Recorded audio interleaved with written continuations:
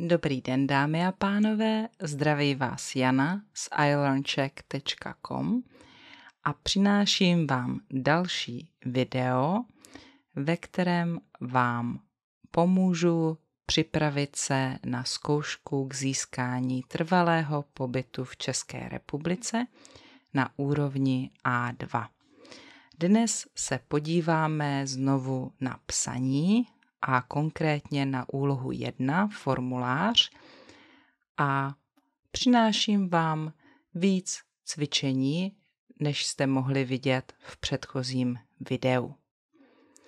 Uvidíte dohromady 7 různých formulářů.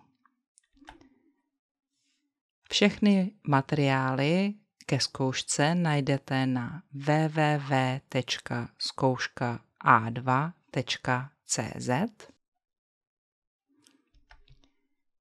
Tam najdete hlavně modelový test, ale také učební materiál neboli příručku, která vám pomůže se na zkoušku dobře připravit. Právě z té příručky jsou některé z těch formulářů, které dnes uvidíte. Spoustu užitečných materiálů, videí nebo interaktivních cvičení najdete taky na www.ilearncheck.com. A teď už pojďme na to. Úloha 1 neboli formulář je ve zkoušce za 5 bodů a měli byste jí věnovat asi 5 minut z času, který u zkoušky budete mít. To znamená, že to není tak důležité, ale proč ztratit body, když nemusíte, že?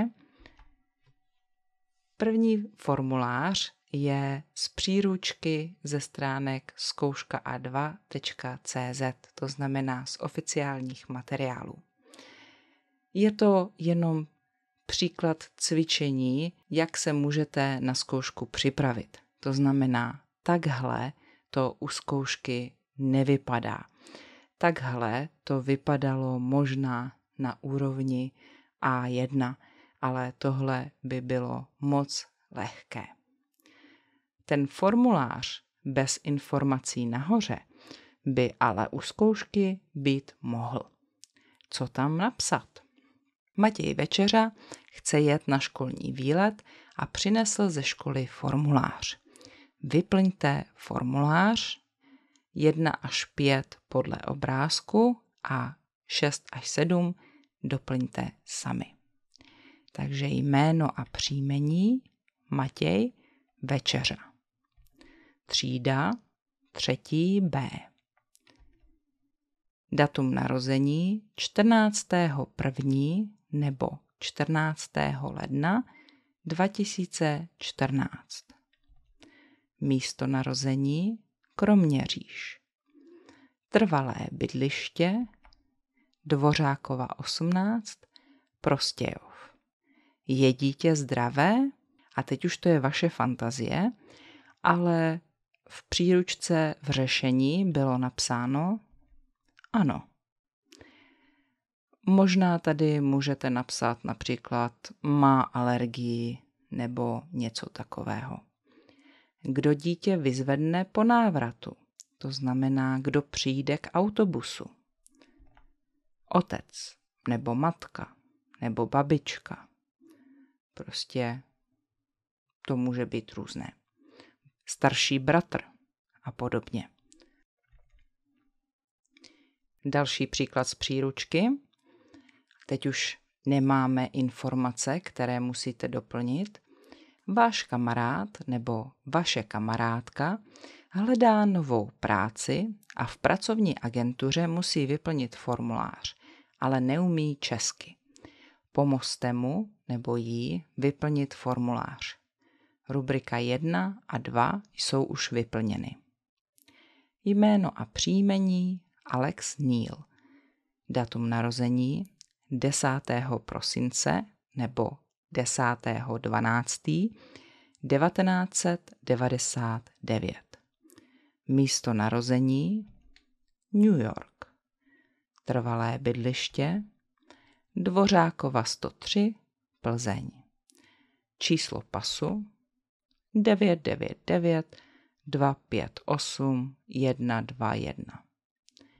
Máte řidičský průkaz? Ano, skupina B. Mateřský jazyk? Angličtina. A ještě jedno poslední cvičení z příručky. Vaše kamarádka Vlaďka si zlomila ruku. V obchodě s drogerií jí nabídli slevu, když bude mít kartu zákazníka. Chce kartu, ale musí se zaregistrovat, protože nemůže psát. Poprosila vás, abyste vyplnil nebo vyplnila kartu za ní. Tady zase máme informace o vaší kamarádce, u zkoušky nebudou. Takže Vlaďka Černá narodila se 8.2.2001 v Ústí nad Labem, bydlí na adrese Černínova 5 340 12 Švihov, e-mail cerna@posta.cz. Jméno a příjmení Vlaďka Černá. Datum narození 8. února 2001, místo narození Ústí nad Labem, trvalé bydliště Černínova 5 340 12 Švihov, kontakt je e-mail cerna@posta.cz. A opět vaše fantazie, o které zboží máte největší zájem. V příkladu bylo kosmetika a prací prostředky. Jak často u nás nakupujete? 1krát za 14 dnů. U té poslední otázky se ještě trošku zdržíme, protože jsem se rozhodla dát vám další možnosti, jak byste mohli odpovědět. Takže tady ten křížek za číslem Češi normálně píšou, když chtějí říct krát. Můžeme taky říct jednou, možná 1krát, ale normálně říkáme jednou. 2 a x to je 2krát, 3krát a tak dále. A potom můžete říct za den nebo denně, týdně neboli za týden, za měsíc, měsíčně nebo za rok, ročně.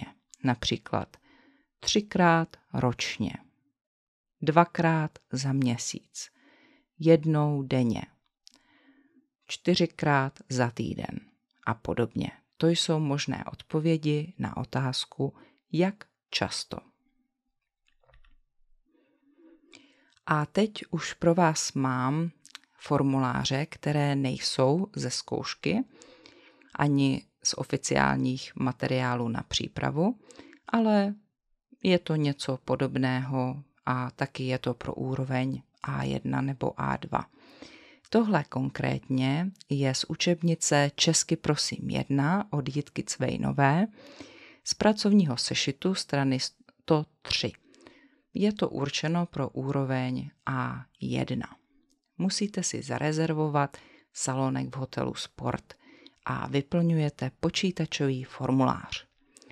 Tak, název akce může být oslava narozenin. Příjmení a jméno, takže pozor, normálně je první jméno, potom příjmení, tady to musí být obráceně. Novák Jan. Adresa neboli bydliště u stadionu 697, PSČ a město 537 01 Chrudim. Například. Kontaktní telefon 605 729 483.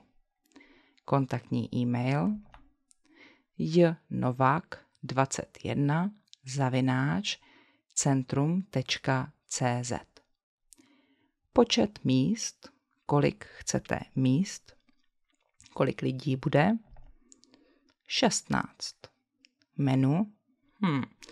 Tady jsem nevěděla, co tam můžu napsat, a proto jsem napsala à la carte. To není česky, ale myslím, že v restauracích nebo v hotelech to používají.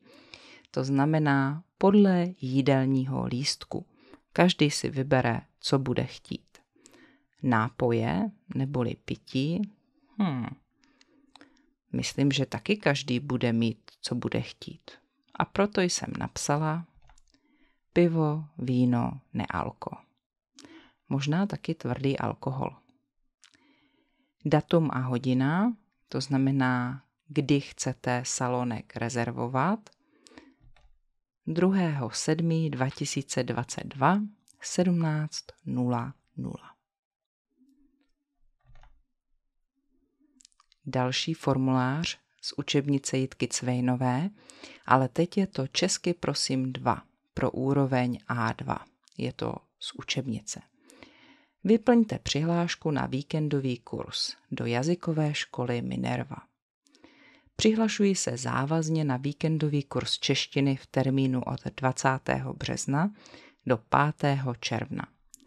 Křestní jméno, to znamená vaše první jméno, například Mary. Příjmení Smith. Datum narození 31. května 1994. Státní příslušnost, země, ze které pocházíte, Velká Británie. Pas číslo, neboli číslo pasu 936 817 245. Úplná adresa Koruní 86 101 00 Praha Vinohrady. Telefon 722 369 481 a e-mail msmith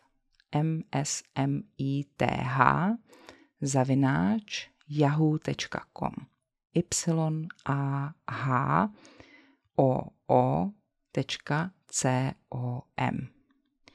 Zaplatím cenu kurzu hotově, na účet nebo kartou. Na účet to je převod v bance a já jsem vybrala kartou. Tak a ještě budou 2 dotazníky a oba 2 jsou z učebnice nebo z pracovního sešitu Jitky Cvejnové, česky prosím 2, úroveň A2. Tady to je anketa zájem o studium cizích jazyků, kterou rozdala studentům Karlova univerzita, Ústav jazykové a odborné přípravy. Tak, to už znáte jméno a příjmení. Hien Nguyen. Studijní skupina, protože to je asi už studentka na UJOPu. ČJ1.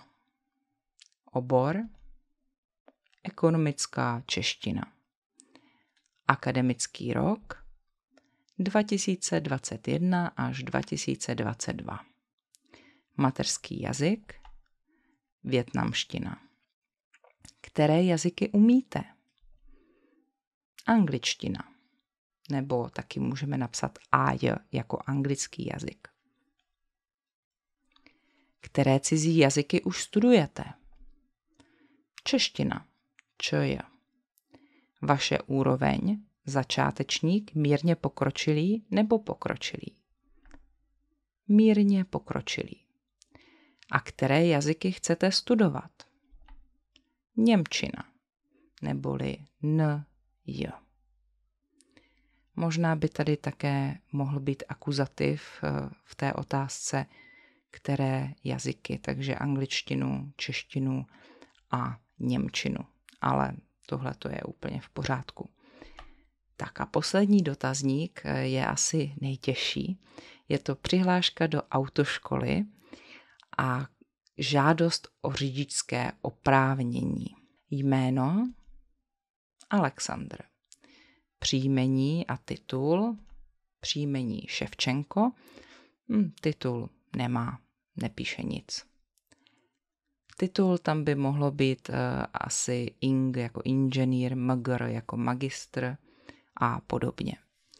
Datum narození 22.11. neboli 22. listopadu 2001. Místo narození Kyjev. Rodné číslo. Tady máme hvězdičku, že tohle vyplňují jen obyvatelé České republiky. To znamená, že tady uděláme čárku, jakože ho nemá. Ale vím, že někteří cizinci dostali rodné číslo, takže byste ho tady doplnili, napsali. To je takové identifikační číslo českých občanů. Státní občanství Ukrajina, možná také UA. Doklad totožnosti číslo, to znamená číslo pasu, EK 010203. Série není, nevím. Jestli máte nějaké speciální číslo série, napíšete. Adresa pobytu Přeštická 2025/15 301 00 Plzeň. Telefon 603 219 392 neboli 603 219 392. E-mail svc05@ukr.net. K žádosti přikládám jednu fotografii podle vyhlášky číslo 177/2000 z sbírky zákonů a prohlašuji, že mi nebyl uložen zákaz řízení motorových vozidel a že netrpím tělesnou nebo duševní vadou, která mi brání řídit motorové vozidlo. To znamená, že kromě formuláře musí mít ještě fotku a tady musí podepsat, že může řídit auta a že je zdravý psychicky i fyzicky. Tam bude město, kde to podepsal, takže v Plzni dne, to je datum, 13.6.2022 neboli 13. června 2022 a podpis žadatele. Tady je jeho jméno, jak se podepisuje. Tak, to je všechno a v dalším videu se můžete těšit na cvičení k druhé úloze zkoušky, to bude e-mail. Jestli vás zkouška brzy čeká, tak vám přeju hodně štěstí a taky samozřejmě jako vždycky krásný den. Jestli se vám moje videa líbila, prosím podpořte mě, sdílejte je se svými kamarády, přihlaste se k odběru mého kanálu a můžete mě podpořit taky finančně, můžete mi dát super thanks na YouTube anebo si něco koupit na www.janaslav.cz. Jsem vám za vaši podporu moc vděčná a mějte se krásně. Nashledanou.